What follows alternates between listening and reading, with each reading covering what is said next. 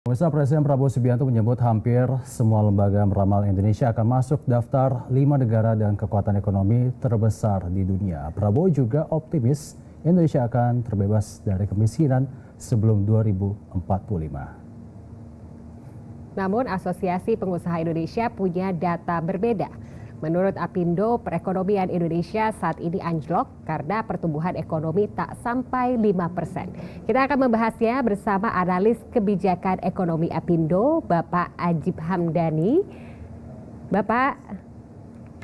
Ya, selamat malam Mbak Nabila. Iya, selamat malam. Terima kasih sudah bergabung bersama Jawapos TV. Ya. Langsung saja Bapak, bagaimana Apindo menyikapi pernyataan Presiden Prabowo soal ekonomi Indonesia yang diprediksi jadi kekuatan ekonomi dunia? Ya, memang Mbak Nabila bahwa dunia usaha dan juga Apindo kita memang selalu mempunyai narasi yang optimis tentang bagaimana proyeksi ekonomi masa depan. Karena dalam beberapa catatan Apindo, Indonesia ini mempunyai fondasi ekonomi yang cukup bagus dan relatif kuat. Kita sampaikan relatif karena ada beberapa catatan juga. Tapi kemudian selain narasi optimis, Apindo juga melihat secara realitas di lapangan bahwa faktanya adalah banyak PR untuk bagaimana kalau kita ingin lompat ke negara maju, bagaimana kalau kita ingin kemiskinan ekstrim menjadi 0%, bagaimana kemudian seperti orientasi Pak Prabowo Subianto bahwa pertumbuhan ekonomi itu eskalatif mencapai 8% dan indikator-indikator ekonomi makro untuk menuju negara maju ke depannya. Nah, PR-PR itulah yang kemudian harus dimitigasi dengan baik oleh pemerintah melalui intervensi regulasi, baik fiskal, moneter maupun regulasi-regulasi yang tepat sasaran sehingga bisa memberikan sentimen positif terhadap pertumbuhan ekonomi, Mbak Nabila. Karena kalau pemerintah tidak bisa melakukan intervensi regulasi dengan pas, maka potensi pertumbuhan kita ekonomi kita akan relatif stagnan. Dan bahkan kalau kita lihat Mbak Nabila, bahwa World Bank itu pada minggu-minggu ini juga mengeluarkan rilis bahwa pertumbuhan ekonomi Indonesia dikoreksi mencapai hanya 4,7%. Ini tentunya angka yang cukup challenging, tapi ini juga angka yang kurang bagus buat Indonesia. Yang sebenarnya dari World Bank ini cukup argumentatif angkanya.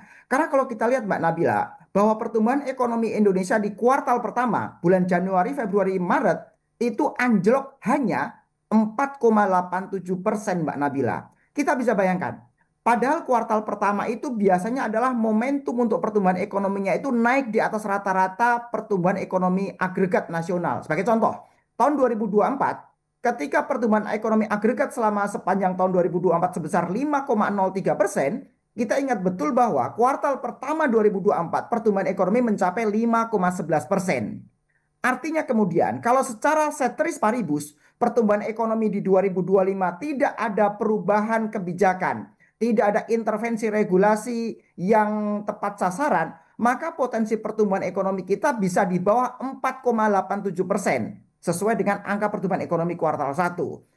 Nah, sekarang bagaimana kemudian pemerintah melalui intervensi fiskal, moneter, government spending yang tepat sasaran, yang bisa spending better dan lain-lain, pertumbuhan ekonomi di 2025 minimal bisa mencapai angka 5% Mbak Nabila. Karena kalau kita lihat di tahun 2026 nanti, pemerintah sesuai dengan kerangka ekonomi makro dan pokok-pokok kebijakan fiskal itu sudah memproyeksikan pertumbuhan ekonomi kita itu mencapai 5,2 sampai 5,8%. Nah, pondasi tahun 2025 maupun 2026 inilah yang akan kita lihat apakah kita juga mempunyai tren yang cukup kuat.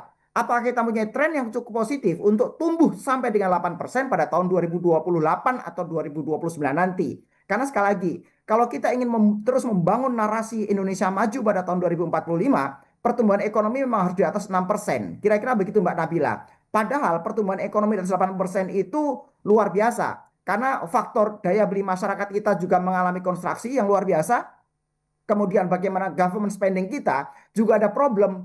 Kenapa problem? Karena tax ratio kita juga masih rendah di kisaran 10%. Kemudian bagaimana investasi kita juga cenderung belum ke arah padat karya. Karena problem kita seharusnya pengangguran. Seharusnya ketika kemudian investasi bisa masuk. Karena target investasi kita sampai dengan tahun 2029 tidak kurang dari 13.032 ribu triliun. Ini yang seharusnya bisa tepat sasaran. Pertumbuhan ekonomi kita harus ditopang oleh nilai tambah maksimal atas siklus ekonomi dalam negeri. Dan itu hanya bisa dilakukan melalui hilirisasi, itu bisa dilakukan melalui investasi yang tepat sasaran. Nah, variabel-variabel seperti itu yang ditangkap oleh Apindo, Mbak Nabila. Makanya kemudian Apindo mendorong yang namanya Indonesia Incorporated, di mana yang namanya private sector, kita bukannya sekedar subjek ekonomi, kita bukannya sekedar pelaku ekonomi, tapi kita menjadi bagian dari pemerintah untuk bisa mendesain konsep-konsep dan kebijakan ekonomi yang pro dengan ekonomi domestik, pro dengan job creation, dan ujungnya adalah bagaimana kita sama-sama merasakan pertumbuhan dan pemerataan ekonomi yang maksimal. Kira-kira narasinya demikian, Mbak Nabila. Ya Pak Ajib, sebelumnya Pak Presiden Prabowo Subianto optimis tentang perekonomian di Indonesia karena perekonomian bisa menjadi kekuatan ekonomi dunia. Menurut Pak Ajib sendiri seperti apa?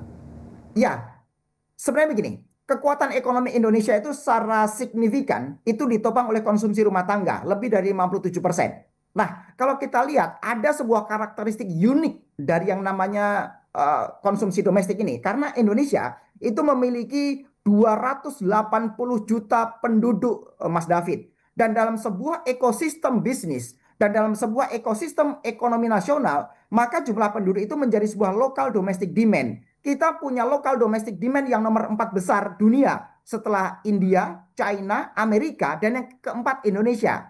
Makanya secara matematika ekonomi juga, ketika pengelolaan sumber-sumber daya ekonomi itu bisa maksimal, ketika regulasi-regulasi bisa membangun ekonomi yang efisien, maka potensinya tahun 2045 nanti Indonesia juga bisa menjadi negara 10 besar dunia atau bahkan 5 besar dunia. Narasinya berangkat dari sana. Jadi kalau berbicara possibility, berbicara kemungkinan-kemungkinan itu ada. Karena Indonesia ditopang oleh daya beli yang luar biasa. Tapi daya beli kita ini kondisinya juga kurang kuat. Karena problem kita ada 3 dalam konteks penguatan daya beli. 1 berbicara masalah kemiskinan, 2 berbicara pengangguran, ketiga adanya gini rasio yang cukup tajam antara orang kaya dengan orang yang miskin. Nah, tapi ketika pemerintah bisa menyelesaikan 3 masalah utama ini, maka daya beli kita akan cenderung bagus dan tertata dengan baik. Jadi seharusnya Mas David, bagaimana pemerintah itu mendorong seluruh instrumen kementeriannya, bagaimana seluruh instrumen kabinetnya, itu kalau perlu punya goals yang jelas. Misalnya bagaimana job creation misalnya.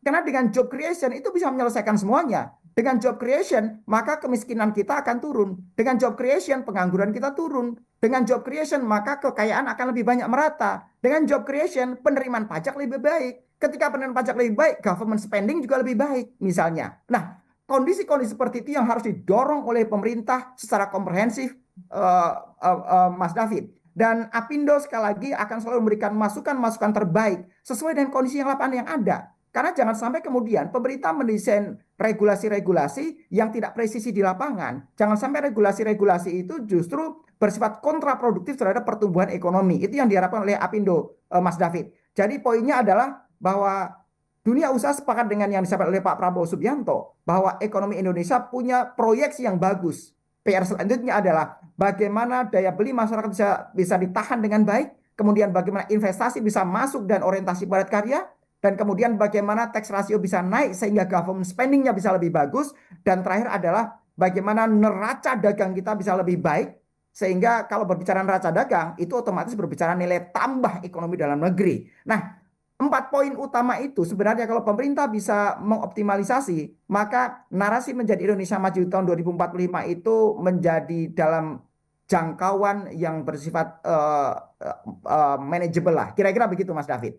Ya, kira-kira untuk sektor mana yang paling berkontribusi terhadap pertumbuhan ekonomi Indonesia? Gini, kalau orientasi kita adalah job creation, kalau orientasi kita adalah mengurangi pengangguran, kalau pengangguran kita masih tinggi loh, Mas David, masih di kisaran angka 5%, dan bahkan mirisnya, kemiskinan kita masih tinggi sekali. Kemiskinan kita kalau data BPS betul 9%, tapi kalau kita baca bagaimana laporan dari World Bank, orang miskin di Indonesia itu lebih dari 57%. Kalau pakai standar pendapatan per kapita 2,15 US dollar per kapita per hari. Nah, tapi begini, kalau kita ingin standar global, kalau kita ingin orientasi menjadi negara maju dibandingkan dengan negara lain, otomatis kita juga harus mengikuti standar global dong. Nah, standar global, orang miskin di angka 2,15 US dollar per kapita per hari. Dan kalau Indonesia mengacu pada angka tersebut, maka kemiskinan kita mencapai 57%. Nah, ini kan menjadi PR kita tersendiri. Kalau ini menyelesaikan kemiskinan dan pengangguran, maka yang paling efektif adalah mendorong sektor manufaktur. Yang paling efektif adalah mendorong industri-industri. Nah, industri ini kan kalau kita lihat data statistiknya, Mas David, bahwa selama 10 tahun terakhir, kita mengalami deindustrialisasi. Dalam rentang waktu 10 tahun terakhir, rasio industri terhadap PDB kita itu di bawah 20%. Terakhir kita di tahun 2024 hanya sekitar 19,7%. Harapan kita ketika industri bisa menjadi motor penggerak perekonomian Indonesia, maka otomatis ini akan menjadi lokomotif utama untuk job creation. Nah, ketika dengan ada job creation, maka ini akan memberikan multiplier effect terhadap ekonomi nasional kita, Mas David. Jadi kalau ditanya sektor apa yang bisa sekali merengkuh dayung 2-3 pulau terlampaui adalah sektor manufaktur. Tapi jangan lupa bahwa Indonesia ini kan mempunyai keunggulan kompetitif dalam konteks agriculture maupun fishery misalnya. Sebagai contoh, Indonesia ini adalah negara maritim, tapi sektor maritim kontribusi terhadap PDB itu baru sekitar 5%. Makanya kemudian kalau kita lihat narasi dari pemerintah adalah bagaimana 8 program utamanya itu salah satunya berbicara ketahanan pangan misalnya. Berbicara ketahanan energi misalnya, karena ketahanan energi dan kemudian energi kita bisa murah misalnya, maka ini juga secara multiplier effect akan memberikan yang namanya low cost economy. Dan low cost economy itu dalam sebuah ekosistem bisnis akan memberikan daya saing yang bagus terhadap barang dan jasa yang kita buat. Kira-kira narasi besarnya seperti itu, Mas David. Bapak juga sempat bilang soal program-program yang sudah dicanangkan oleh pemerintah. Nah, menurut Bapak apakah efektif untuk meningkatkan perekonomian, dan menurut data Apindo sendiri seperti apa nih kondisi perekonomian saat ini? Ya, begini, kalau kita lihat kerangka besarnya dulu, karena Pak Prabowo punya namanya program 8 Astacita namanya, dan itu program untuk orientasi 5 tahun ke depan. Memang 5 tahun ke depan itu proyeksinya bagus, tapi dalam orientasi jangka pendek, dalam tahun 2025 ini, yang challenging-nya banyak banget. Misalnya government spending kita, potensi kita masih defisit fiskal. Dengan target belanja 3.600 triliun, potensi utang aja udah 600 triliun. Bahkan kalau kita lihat data bahwa pemerintah sudah menarik utang di depan sampai dengan bulan April kemarin, atau melakukan front loading namanya sampai dengan 250 triliun utang ditarik di muka misalnya.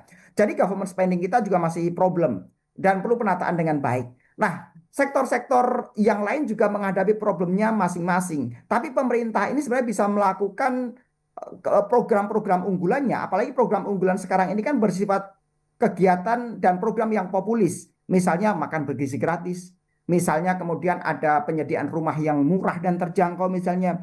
Program-program ini sebenarnya kalau bisa dieksekusi dengan proper, maka ini akan menggerakkan ekonomi sebenarnya, Mbak Nabila. Dan ini yang diharapkan oleh Apindo. Bagaimana pemerintah ini membuat sebuah program, dan program ini bisa menjadi sebuah engine penggerak ekonomi. Tapi sekali lagi, kemudian bagaimana kapasitas kabinetnya itu bisa menerjemahkan program Pak Prabowo dengan baik, termasuk misalnya rumah murahnya, bagaimana dengan janji 3 juta rumah, bagaimana dengan janji job creation 19 juta selama 5 tahun ke depan. Berarti targetnya tahun 2025 ini tidak kurang dari 3,5 juta tenaga kerja serapannya. Tapi kan problemnya adalah sekarang namanya rasio investasi terhadap serapan tenaga kerja itu makin turun, Mbak Nabila. Kalau 10 tahun yang lalu, katakan 2014, setiap 1 triliun investasi itu bisa menyerap 4.000 tenaga kerja. Tapi di tahun 2024 kemarin, 1 triliun investasi hanya menyerap 1.000 tenaga kerja. Kira-kira angkanya seperti itu. Nah, sehingga harapan kita dengan target investasi sampai dengan 13.000 triliun selama 5 tahun ke depan, maka itu bisa menyerap tenaga kerja sejumlah sampai dengan 19 juta seperti yang disampaikan oleh Prabowo Gibran. Kira-kira poin-poinnya seperti itu, Mbak Nabila. Tapi berbicara masalah obstacle, berbicara masalah problem, itu di depan mata ada beberapa. Tapi sepanjang pemerintah bisa mendorong dan mengintervensi melalui kebijakan fiskal maupun moneter, maka kita pikir potensi kita jauh lebih besar daripada sekedar masalah yang ada. Demikian, Mbak Nabila. Terima kasih Pak Ajib Hamdani, analis kebijakan ekonomi Apindo. Semoga Indonesia bisa terbebas dari kemiskinan di tahun 2045. Sekali lagi terima kasih Pak. Sama-sama Mas David. Terima kasih Mbak Nabila. Terima kasih Pak.